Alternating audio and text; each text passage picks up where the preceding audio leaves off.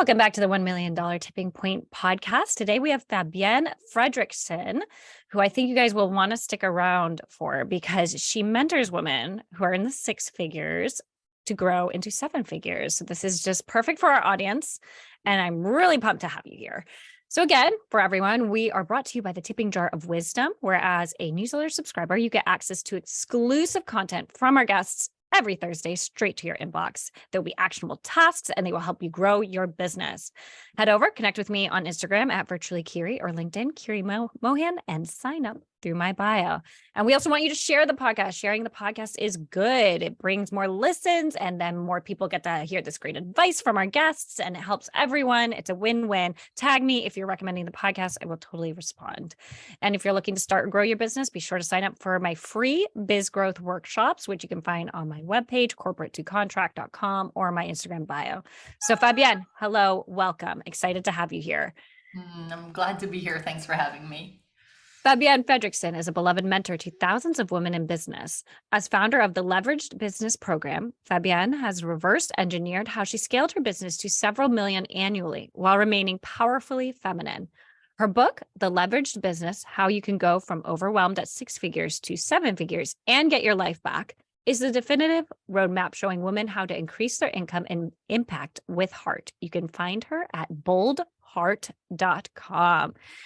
Here we are, Fabienne. I am so excited. Thank you for being on the show. And I know I've totally built you up, but I think this is going to be a good episode for our audience because it really is. The people who listen to this are people who have six-figure businesses. They're trying to grow it. They want to know tips and tricks, and they want to see that they can do it too. So I think this is going to have so much good advice. Thank you again. It's my pleasure. I'm happy to share. I just want to give as much as possible so that there's actionable stuff today. Good. Tell us about your business. Tell us about Bold Heart. And also maybe actually let's rewind a little bit. In the research I was doing for you, you talked about how you had scaled to six figures, you're kind of overwhelmed, and then you realized I need to scale to seven figures, and you created this proven methodology. So let's go through those steps on how that happened. Sure. I'll give you even just I'll give you a tiny bit more context. I started my business 22 years ago as a little business coach.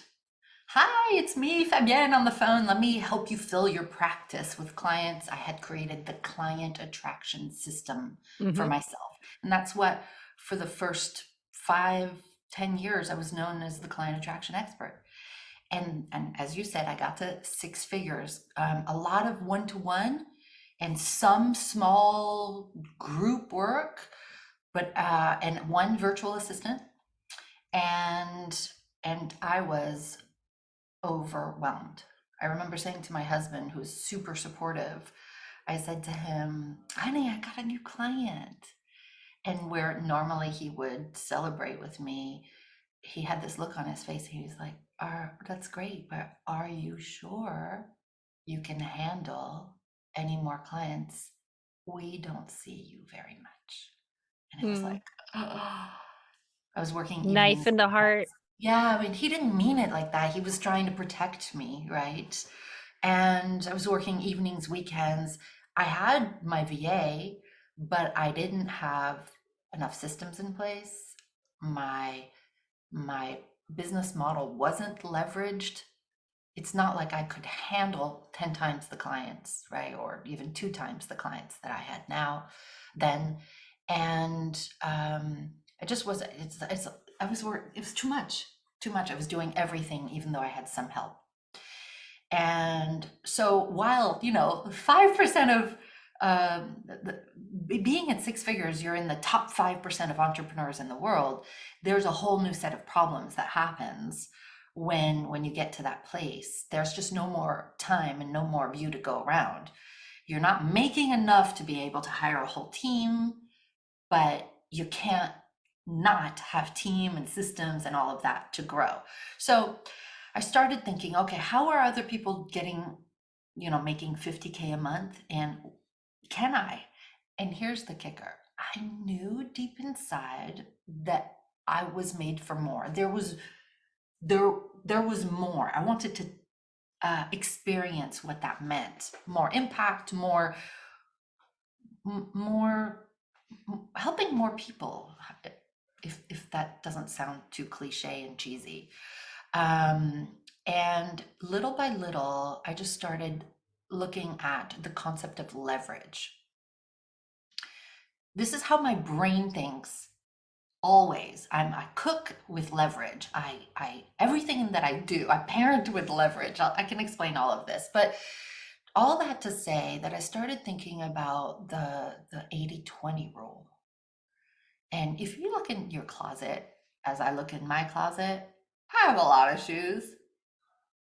I wear 20% of my shoes 80% of the time. Same with everything. The color of lipstick, I wear the same one 80% of the time. And I started thinking about the concept of doing less better. If 20% of my activities produce 80% of my results, and 80% of my activities in my business create only 20% of results, why am I even doing the 80%? What if I just looked at the 20% of activities in my business and grew that? I have a question. Yeah. So you were doing coaching and consulting, right? One-on-one. How would you work that? Because a lot of your energy and what you need to do for your business are these one-on-one meetings. So how do you remove yourself if that's the next step? Or do you just raise your prices a lot? That's where I'm I, getting a little confused. yeah, I did that in the beginning. I raised my prices a lot, and I have to tell you, it didn't make a difference. The demand was still there. And there comes a point at which you can double your prices. And if the demand is still there, you're still stuck because you're still going to say yes to the clients. Mm. Unless you have the courage to say no. But I couldn't. I was like, somebody wants to work with me. They want to pay me. Of course I'm going to say yes. So what it requires a totally different mindset shift, a different mindset and a different approach. And this is what I tell people all the time. The team or the support that got you here won't get you there. The systems, processes, procedures that you have now or don't have that got you here will never get you there. Whether there is multiple 6 figures or 7 figures. Most people that I talk to don't actually, until they start working with us, they don't actually think that they will ever be the kind of person to make $1 million a year or more. They're like, that's great for other people. The way you use your time now that got you here will never get you there. The way you delegate, your business model, the way you market, it actually all requires, Kiri, that you shift. At Bold Heart, we have a mindset first methodology. You can't go and actually change all the things that you need to change in your business until you do the inner work. So part of my program and the entire leveraged business book is a whole mindset book, because I could give you the whole, and I give you the 8 activators to get from 6 figures to 7 figures, but unless you have the right mindset, the right coaching, the right environment to shift your beliefs, to shift your self-image, your actions won't change. So you're asking, how do you do that? It's first, you've got to shift the mindset to realize like, oh, I need a totally different team. I need a totally different way of approaching my business, totally different way of thinking, totally different way of using my time, delivering my work to clients and customers, and a different way to market, not one-to-one, but now one-to-many. Leveraging a totally different mindset taught by someone who's ideally been doing it for a long time. Mhm. So all of that to say, if I'm looping back around to your original question, once I started thinking like, oh, what got me here will never get me there. And I actually have to work less to make 10 times more, even 2 times more. That's when it was like, okay, how do I do less better? What are other people doing? I looked up the ladder. How are other people generating 1 million or more a year?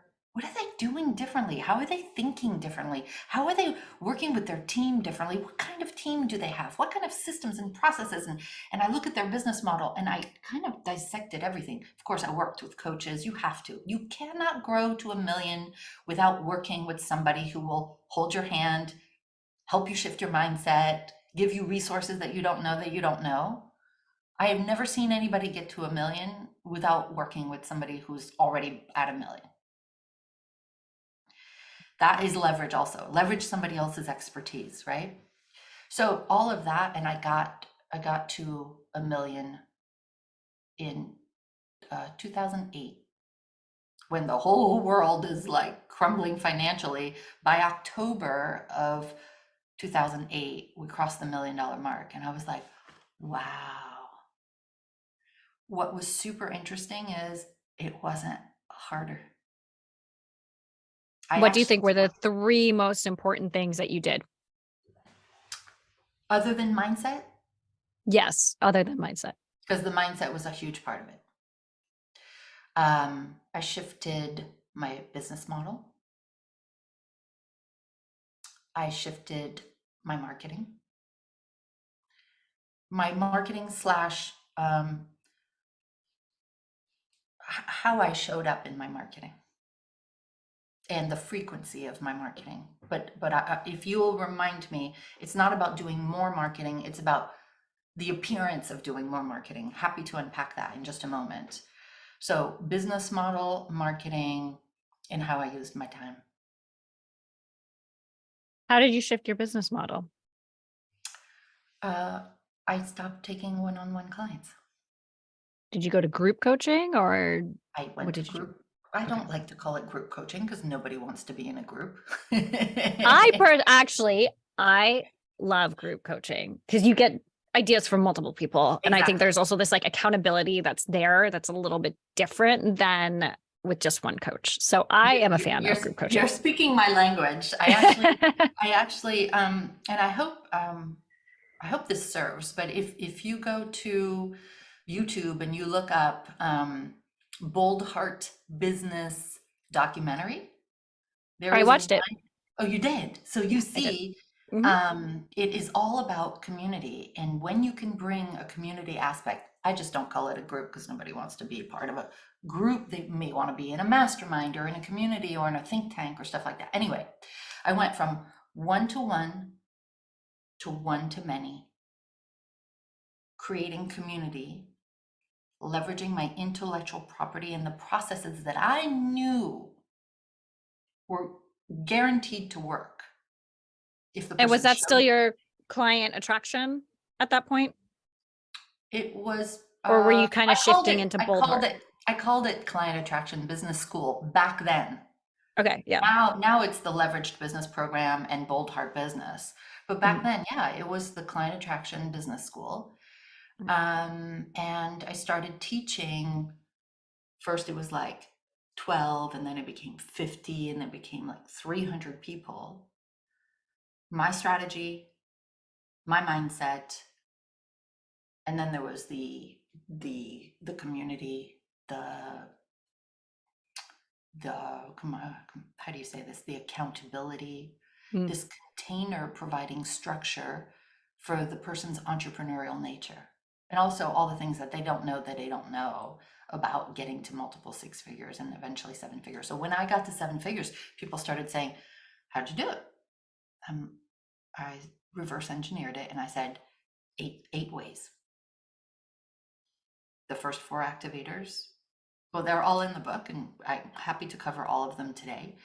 And when you put these 8 in place, there's no way that you can't get to 1 million. Mm. No way you apply all 8. It's not thinner thighs in 30 days. Okay. It takes 2 years, 24 Yeah, months. I think on your documentary, I remember someone saying it took them, I want to say 15 months, 14, 15 months. It was like, it wasn't a full 2 years, but it was definitely over a year. Yeah. Yeah, exactly. Do you mostly work with consultants and coaches like you were? Or do you take product-based businesses, e-commerce, anything like I that? try, I'll answer, most of our people are our wonderful, members are coaches, consultants, and just because I think I'm a coach, so people look up the ladder and they say, Hmm. who's doing this where they take 14 weeks of unplugged vacations and they've been at it for a long time. So naturally, I think I attract a lot of coaches and consultants because of that. But we also have all sorts of service providers. We have people who are accountants and bookkeepers and interior designers and things like that. I'll say this, they're a product. We have a couple product people, but we always tell them ahead of time, like everything that we've built is for service people.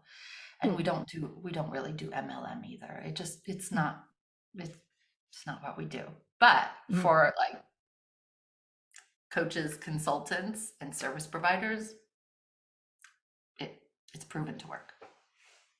And so you have a barrier. They have to be six figures already, right? No, so there's two tracks in Bold Heart. There's the leverage track, which is called the leveraged business, and that's for people who are making 8 to 10K a month consistently, Okay. and they want to get to 20K, 50K, 100K a month. If someone is not yet qualified for that, they go into our growth track. And the growth track is if you're making 2,500 a month, Okay. 2,500 a month or more. And it's the fast track that gets you to six figures. And you don't need to stay any longer in the growth track than you need to. As soon as you get to 8K a month consistently, you can move up to the leverage track, and that's when we put you on the high speed to 20K, 50K, etc. Oh, okay. Talk to us a little bit about your marketing. You gave us a little teaser about how the Yeah, perception, I think you said, or something of yeah, looking yeah, like yeah. you're marketing more. So Yeah.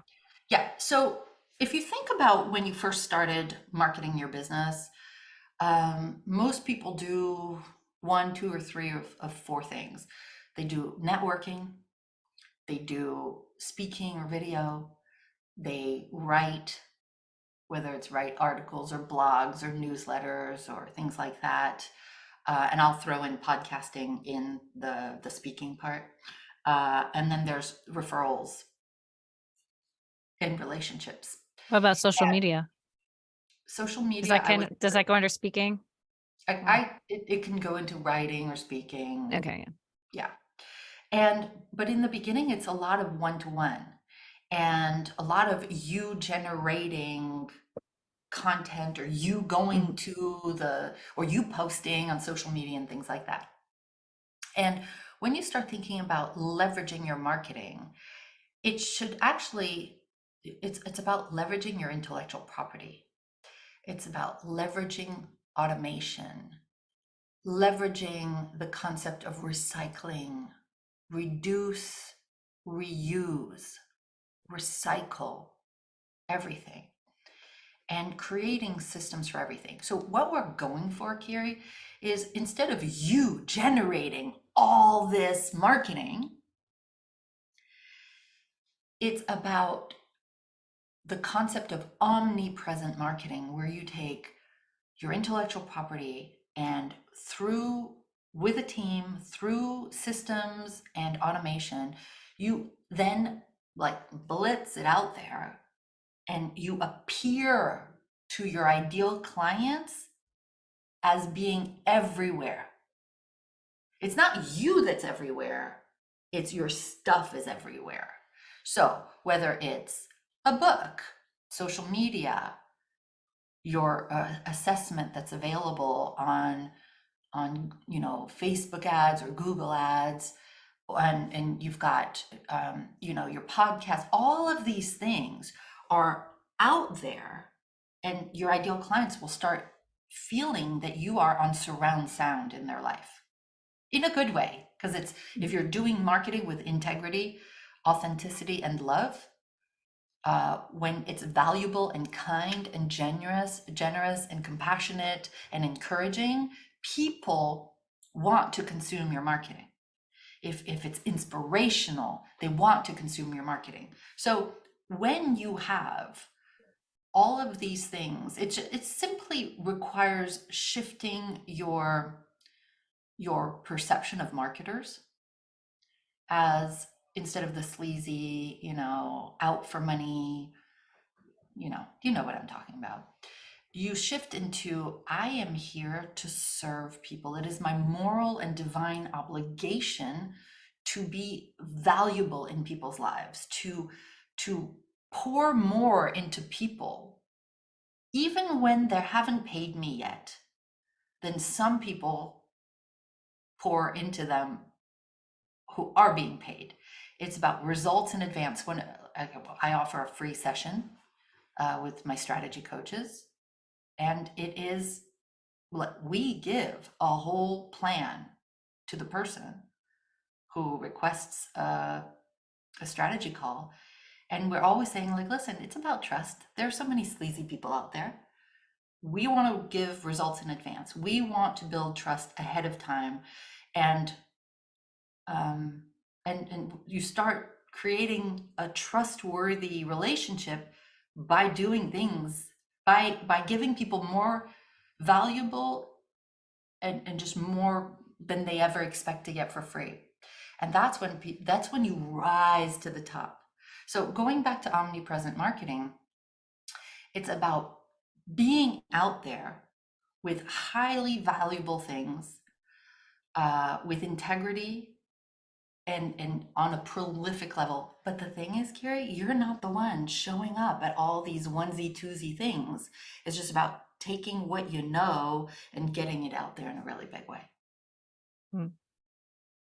So would that mean taking what you know and doing a few different marketing strategies, like maybe having like a free webinar, having like trying to think like social media posts, trying to have a newsletter on it, and then recycling that like 4 months later? So you only create like a certain amount. Like, I guess I'm trying to understand where your recycle reuse comes in. Okay, I'll to give you an that. example. Good. Yesterday I was video day for me. I, once a quarter or twice a year, depending on how much video I do, the video guy comes to my apartment. I work from home. He sets up in my living room, and hair and makeup is ready. I've got all these outfits set up on my dining room table with all the jewelry and all of that. And I sit down and I record a 3 to 5 minute video. When I'm done with that, I go take off the top, put on a new top, new earrings, shoot another one. I did 34 videos yesterday. Usually I do half of that, usually 13. But this time, for some reason, I did a lot. Now that video gets edited, transcribed, becomes the Saturday email, becomes social media posts, becomes memes, etc., blog, etc. You see where I'm going? So my only job was once a quarter to shoot a whole bunch of little videos. And then that content gets reused and recycled by my team. And it's not a big team. Are you with me? Yeah. So their job is to take the stuff that you make, create that marketing. So like you said, max 4 times a year you do this, mostly twice a year. Max. And then you just have all this stuff that they edit and they repurpose. Of course, yes. I've heard this before. I think I was just trying to understand the beginning part of it, which is you sitting down for a day and doing videos, and you prepared probably in advance. 13 videos, 3 minutes each, doesn't take a long time. It really doesn't. The whole key here is the concept of just because if you go back 10 years, I used to do a video a week. Be like, oh my God, I need a video for this week. So hair, makeup, what am I gonna write about? What am I gonna speak about? And now it's like leverage an afternoon to leverage your omnipresent marketing. Mm. And for example, I used to have sales calls that we call GACs, get acquainted calls. And it would take, an hour each one. And Oh, even wow. to speak to 5 people a week is 5 hours. And instead, you can do a whole conversation. Everything that you would say to a prospect, you can create content out of it and just do like a webinar, right? Or do an evening event. I've done that many times. It's about how can I automate, delegate, leverage, and scale everything that I'm doing now Mm. so that I get better results. I'm more prolific, but I'm working much, much, much, much less. That's the At whole this, concept of leverage, is doing less but better. I have in my notes that give women their lives back, right? And you're talking about this with the systems automations, leveraging everything. How Yeah. many hours do you think your students or your community members work per week? Before they come into the program, No, after. I think everybody's at their it's hard, not everybody's the same, but within the first 3 months, we aim for them getting back 2 to 3 hours a day. Okay. Within 6 to 12 months, they get back about 6 hours a day. And after that, the whole goal is to get them to work 3 hours a day. Huh? Because remember, okay, we haven't even covered the 8 activators. I do hope that whoever's listening, if you are at 6 figures, I do hope you read the book, because the leveraged business, because it's got all the 8 activators. But I'll give you some of it now. You start with leveraging a team. The way you leverage a team is, one, they take things off your plate that you shouldn't be doing. Mm. So that in itself gives you back your time. But then you also leverage your team to, like, for example, do this marketing omnipresence thing, right? Because you're not going to do that yourself. So then you leverage your team to be more visible to the right people, but you also leverage your team to work on things you're not good at, you don't have time for, or you don't know how to do. And they work on money generating activities. So you're working less, but your business is creating more. Then you leverage your systems. So a lot of things that you're doing right now are generated by you. Why? Because there isn't a process written. It's probably like those listening, I used to have, like, my business used to be the Fabienne show. Your business, Curie, is the Curie show, maybe, right? Mm. And Jane, who's listening, it's the Jane show. Instead of it being a you driven business, your business can become a process driven business, a process driven company, where everything is documented and everything has a process, which means that it can be delegated to the team. It can be automated, it can be eliminated. This is why we start with leveraging your team and then leveraging your systems.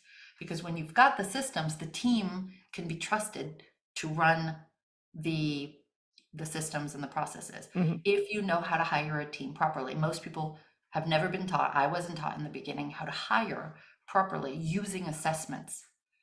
And so a lot of times we don't have the right team and we can't trust them because they're not actually wired to be great for us. And that's when you get back eventually 6 to 8 hours a day. Now, you're not going to go back and do like what we talked about one-to-one anymore. You're not going to use your time the way you used to use it, because now you've got a different mindset around your time, and you're going to think in terms of leverage. You're going to think in terms of exponential growth. You're going to think in terms of what's the biggest revenue that I can generate in those 3 hours a day. And it's about not focusing so much on money generating activities, which is a very money generating activities. It's a very 5-figure and 6-figure concept. Instead, you want to start thinking in terms of exponential growth activities, which is one of the things that we share with all of our women at 6 figures. Is we shift their mindset to start thinking like a 7-figure business owner even before they're at 7 figures. This is why it's miraculous. If you go to boldheart.com, you click on like, I don't know if it's called like member success stories or something on the menu bar, but you watch those women, they had the 7-figure mindset before they got to 7 figures. That's part of the reason why they're at 7 figures. So 7-figure mindset is to think in terms of exponential growth. I'm not going to do what I used to do and think I'm going to generate 7 figures. I'm going to focus my time now doing less better on activities that will increase my impact and my revenues significantly without it depending on me. So now you've leveraged the team, you've leveraged the systems, you've leveraged your time, because you're working on big ideas, big projects, big assets, as opposed to activities and tasks. And that's when we go to leverage your business model. We started talking about it just a few minutes ago, but this is how can I offer what I do now to so many more people at the same time without me being the one spoon feeding or hand holding. You're still there. I'm still very much present with all of our members. Like, they have direct access to me. No more than 6 days away from me answering their questions, giving them strategy and all of that. But it's not like I do this all day long. It's just like in one, I don't know how to, in Chunk, like one chunk. block of Yep. time almost. And Yeah. then once a quarter for 2 days, I cover one activator. And they love it because for 2 days, they get out of the office and they learn an entire activator. We work on their mindset around that activator. All the resources, all the exercises, all the examples, all the project planning to do. And we do this in like, March and June and September and December. And then they implement for the rest of the time in a community with the accountability that we provide, all of that. Anyway, the whole idea of leveraging your business model is, how can I give them the same or even better results in a way where I don't have to do the hand holding? And how can I go from, let's say, 20 clients to 200 clients or 2,000 clients working much less? Mhm. And so that's leverage your business model. And then, there are all the other activators, but the whole idea, there's a bunch of different themes that run through our methodology, and why it works so well is it's not just doing less better and what got you here won't get you there. It's about removing you from the day-to-day operations of your business. Because right now, everybody at 6 figures, and unless they have done what we're sharing, they have become the bottleneck in the company. Mhm. Nothing can move to the next level because they have a hand in everything. And that's because they haven't leveraged all these different aspects of their business. And so, like you picked up in that mini documentary about Bold Heart, you can't not move to 7 figures when you've implemented all 8 activators. Let me rephrase that. Once you implement all 8 activators fully, you can't just have heard of it, right? You can't say, oh, I know that. You don't know that unless you fully implemented it in your business. But you show up, you follow the recipe, there is no way that you won't be at 7 figures. Mm. It's proven. It all makes sense, right? Everything I'm saying makes sense. Yes. Yes. A follow-up question I have is, what does the ratio, and I know you might not know this or have a generalization, but maybe for you, what's the ratio of how much money is spent on the team, the systems and processes versus how much someone is taking home versus how much the business is making, right? Because now you're saying like you get 6 hours back a day, which sounds like, whoa, that's awesome. Like if I wanted to, I could go to the beach. Most people will work on their projects, but you get those 6 hours back. You've got this team, you've got the systems. What are you looking at in terms of expenses and like how much money is going to keeping the business running so that you are not the bottleneck and you can step away? It is absolutely different for absolutely every business. I know. I was thinking it was going to be that. So I was like, Here's what happens. hoping there was a generalization or There something in isn't, there. right?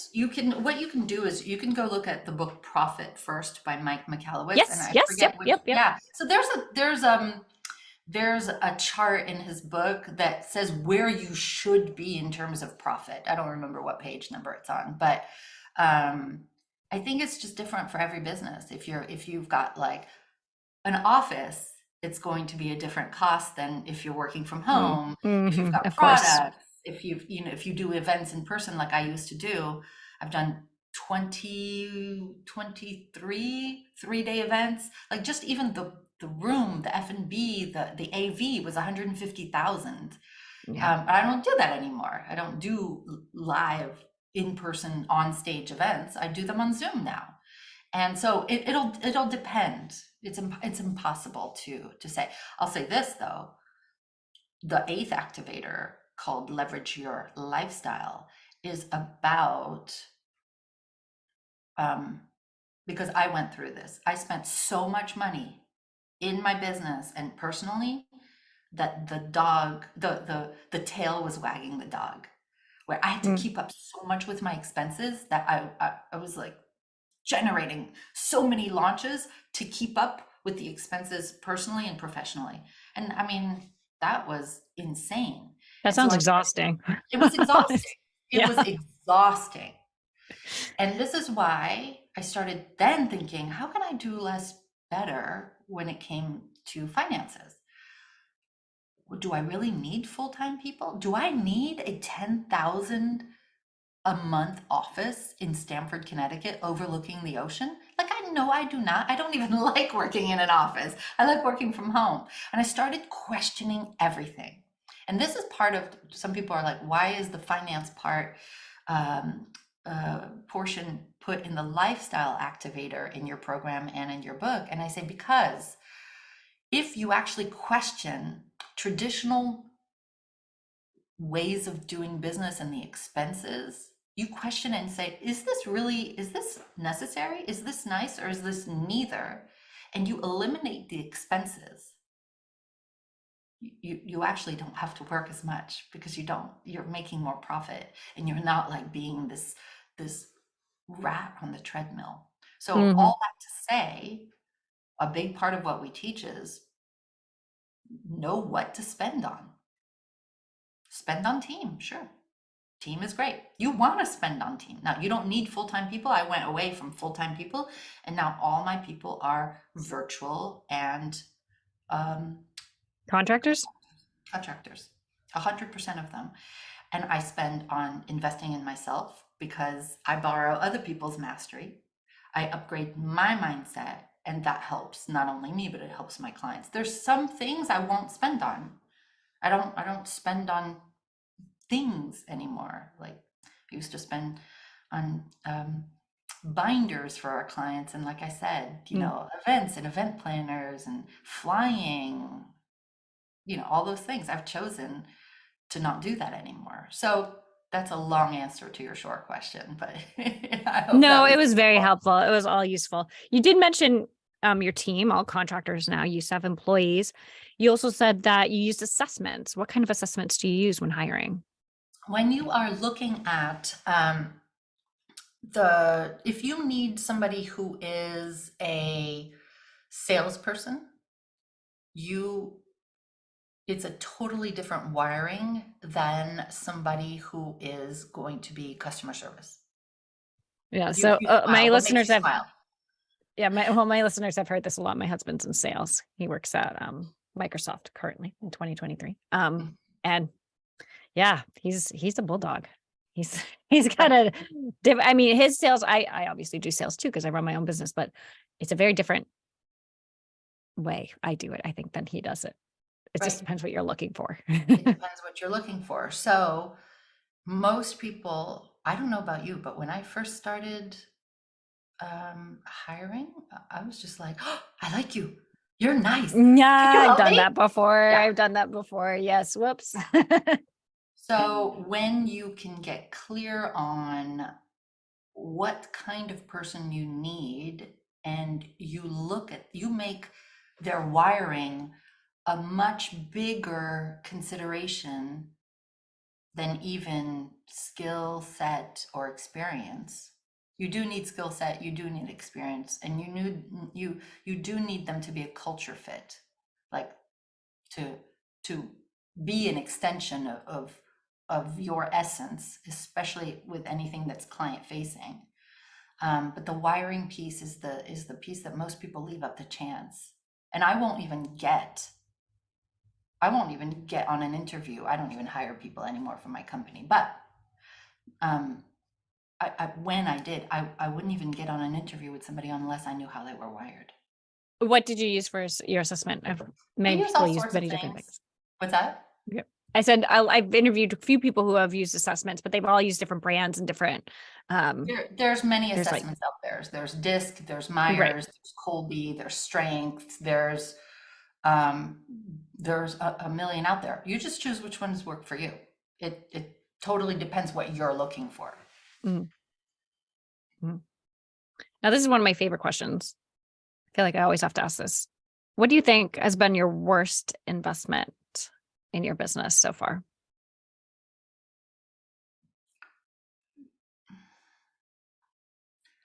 I mean, I'll say this, and it sounds very theoretical, but I really believe I don't think there has ever been a bad investment because I've learned from it.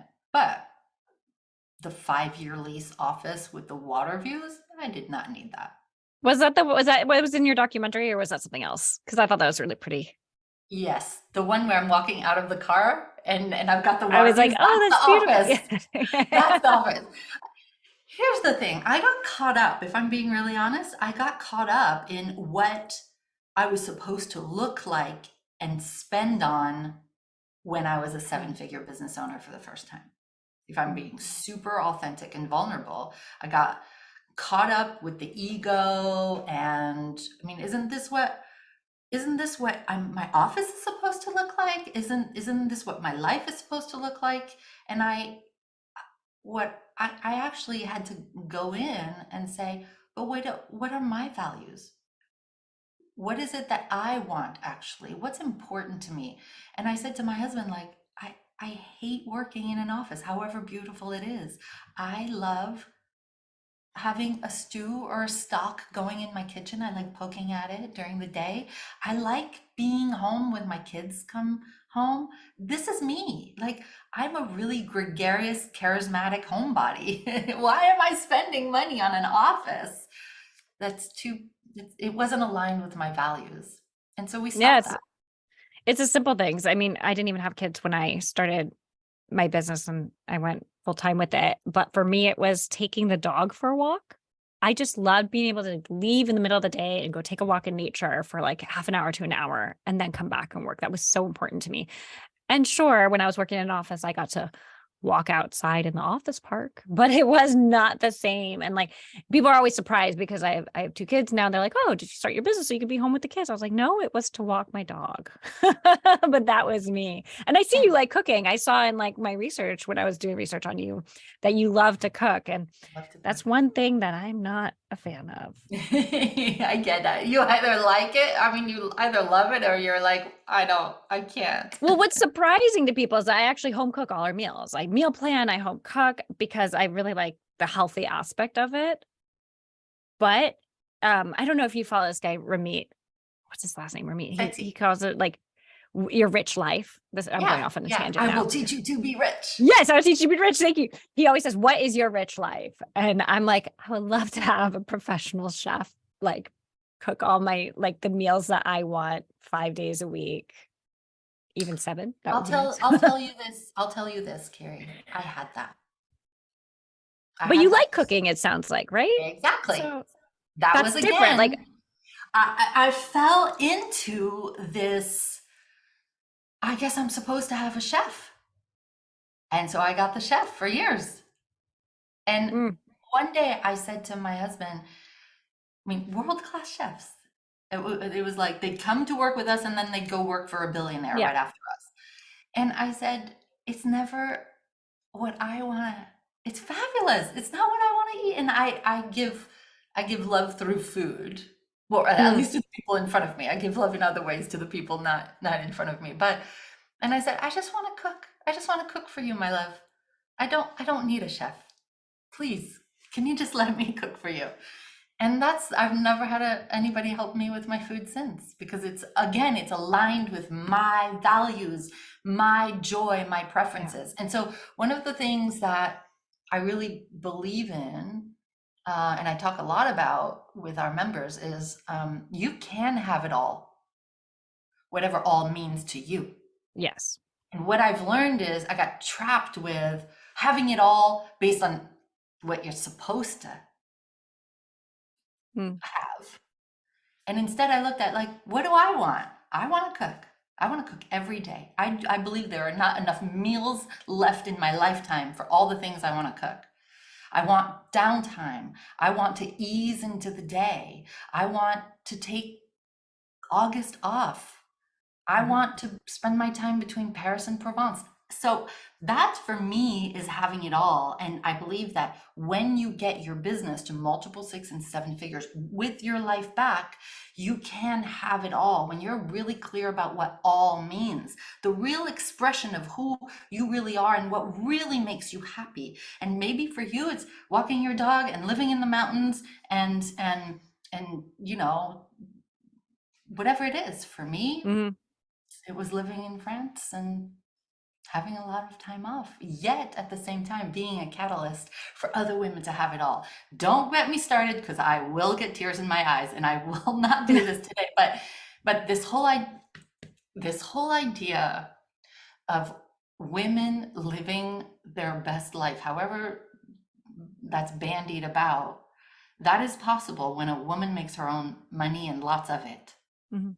Mhm. Because then she has a choice and she has a voice about how she wants to live her life, as opposed to women carrying all these obligations and not actually living their best life. Mm. And really successful self-employment will give you that ideal life.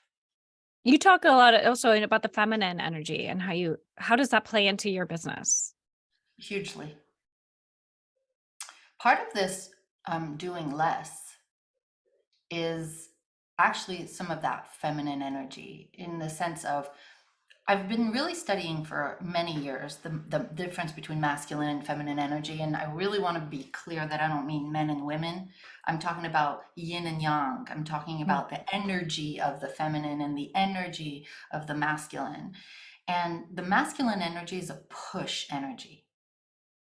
It's an action. It's strive. Um, it's competition. And the feminine energy is an energy of pulling, attracting, resting, instead of um, doing so much. It's a being energy. And everything that we do in Bold Heart is a combination of the masculine and the feminine energy. The masculine is, we give you the strategy and the accountability and the focus on implementation, which you need.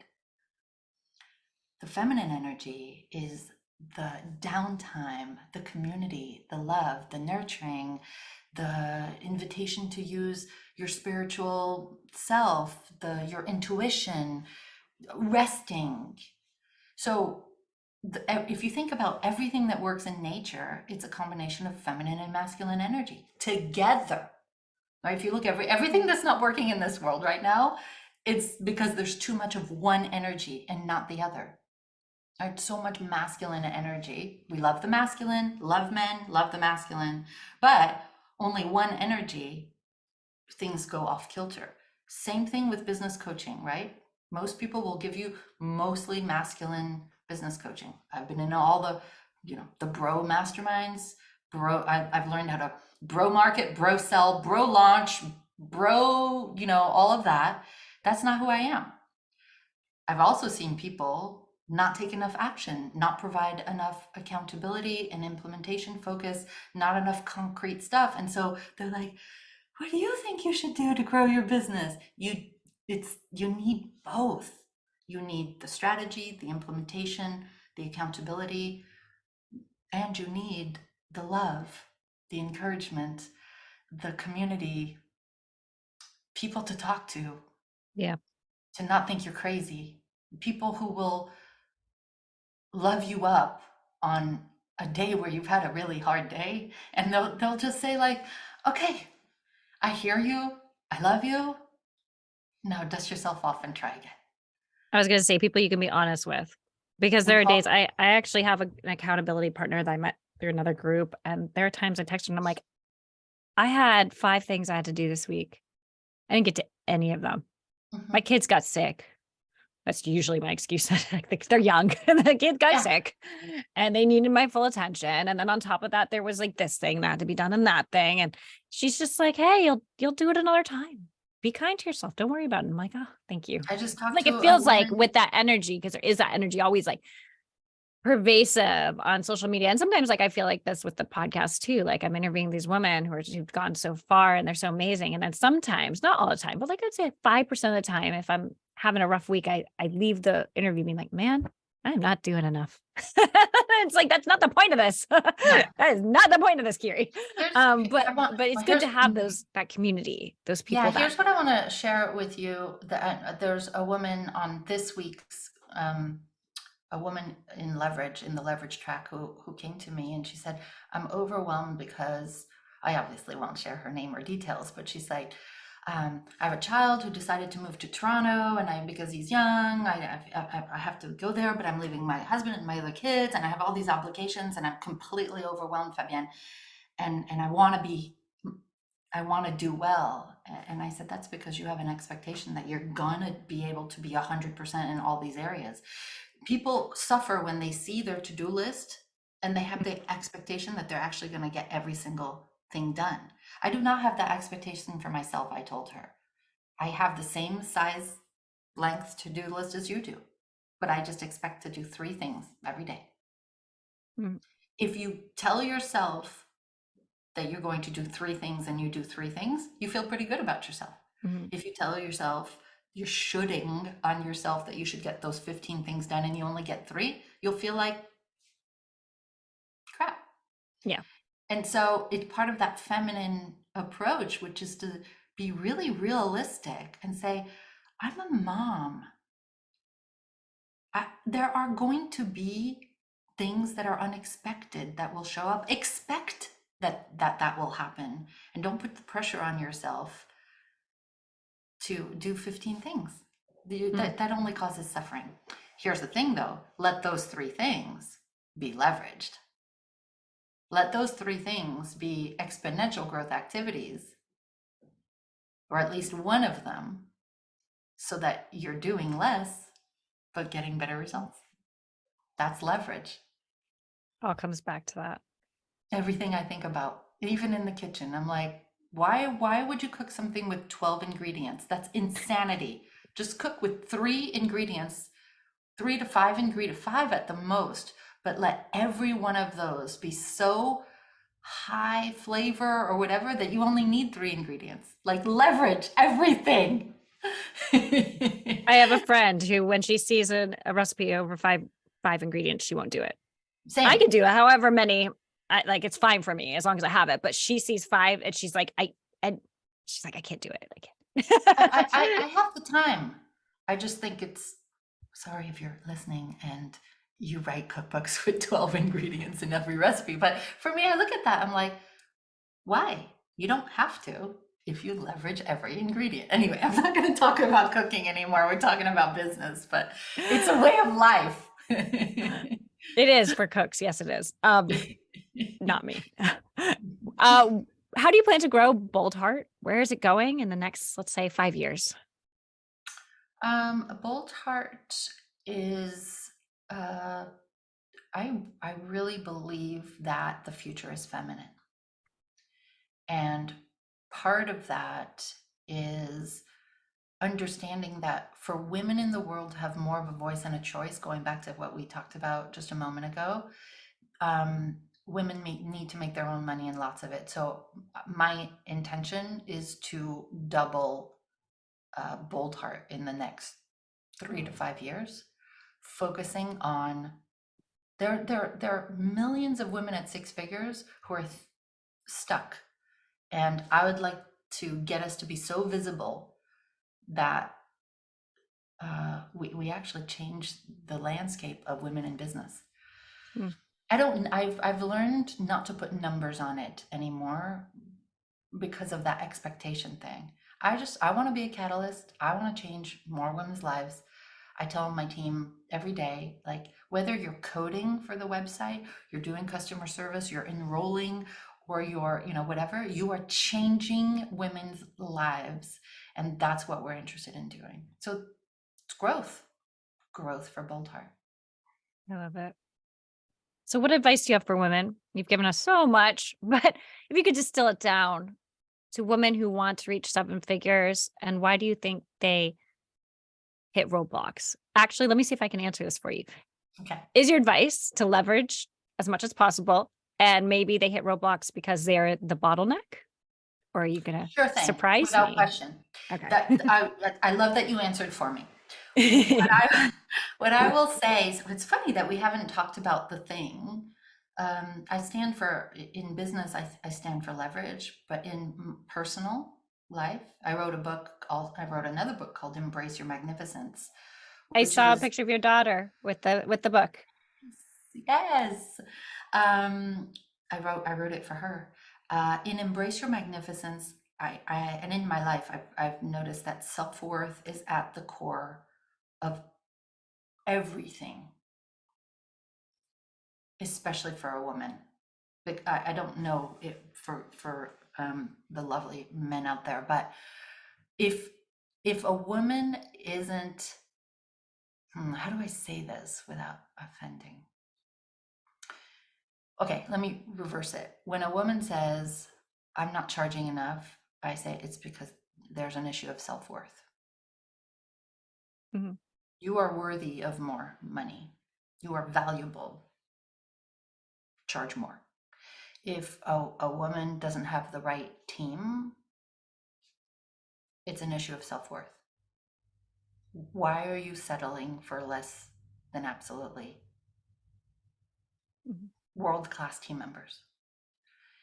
If you are overwhelmed, over-servicing a client, it's an issue of self-worth. You are allowing other people's needs, requests, obligations to take over your time. Set greater boundaries from a place of self-love. And so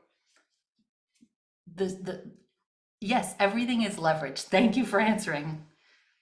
And it also comes back, even if I want to go even further into the essence of leverage, it's about loving yourself enough to increase your standards of what you will accept in your life. And really ask yourself, why am I settling for less than absolutely everything? Hmm. And the answer is almost always self-worth. So part of the work that we do is not just mindset, but it's like everything is about increasing self-worth. So you feel that you deserve, you are worthy of having a seven-figure business and a whole bunch of time off.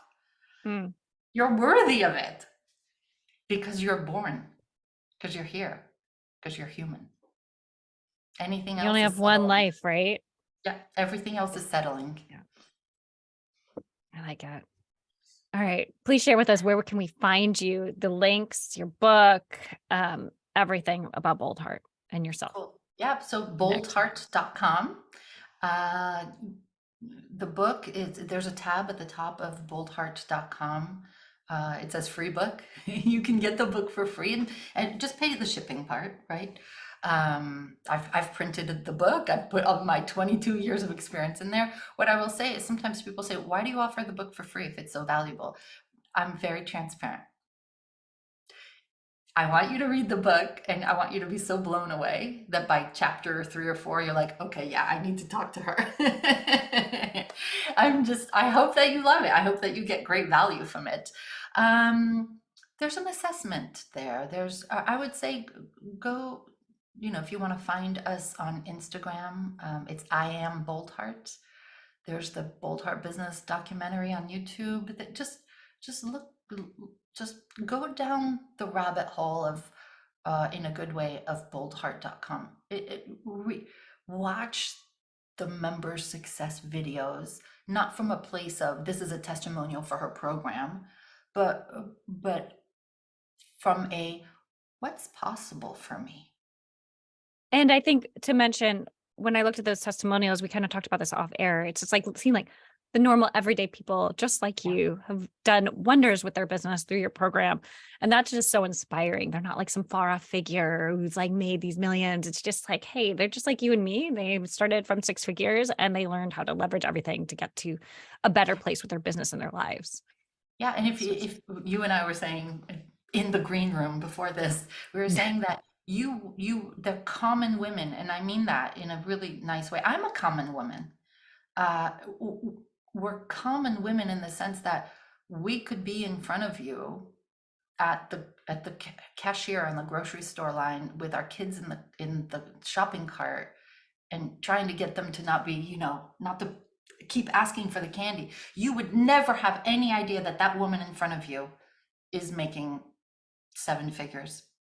Mhm. You wouldn't know. She's just normal in the best possible sense. You don't need to have the Kim Kardashian, and the legs and like, you can be you Mhm. and crush it Mhm. in a feminine way. I love it. I love it. This has been so, so helpful. Thank you so much.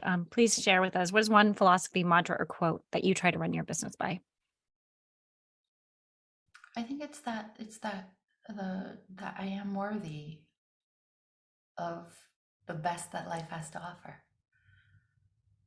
The self-worth piece. When you can really when you can really allow that into your heart, you can say, I can have it all, Mhm. whatever all means to me. I don't have to settle for being overwhelmed at 6 figures, trying to do everything myself, knowing that, like, I would really enjoy more time off with my kids. I would really enjoy Fridays as a spa day. I would really enjoy being a catalyst in more people's lives without working so much. Mhm. I like it. Well, by the way, I know you live in France. Yeah. Um, I'm assuming you speak fluent French. Yes. How did you end up in France? I'm half French, half American, hence the name Fabienne. My mother was American, my father French. I grew up here for the first 10 years of my life in Paris. And then for the majority of my life, I was on the East Coast of the United States. And 7 years ago, we came here for 1 year. And it's done. Yeah. I like it. Oh, it's so wonderful. I have not been to Provence, but I've been to Paris, but not Provence, and I really want to make it to Provence at some point if I can convince my reluctant traveler husband. I look that way because his home office is over there. If I can You convince can, him. if you want to, if you find me on Instagram at Fabienne Fred, I post a lot of, if you scroll down to some of my Provence reels, you'll see how my family and I live in our house in Provence. Oh, I It love it. might be inspiring to some. All right. Well, merci beaucoup.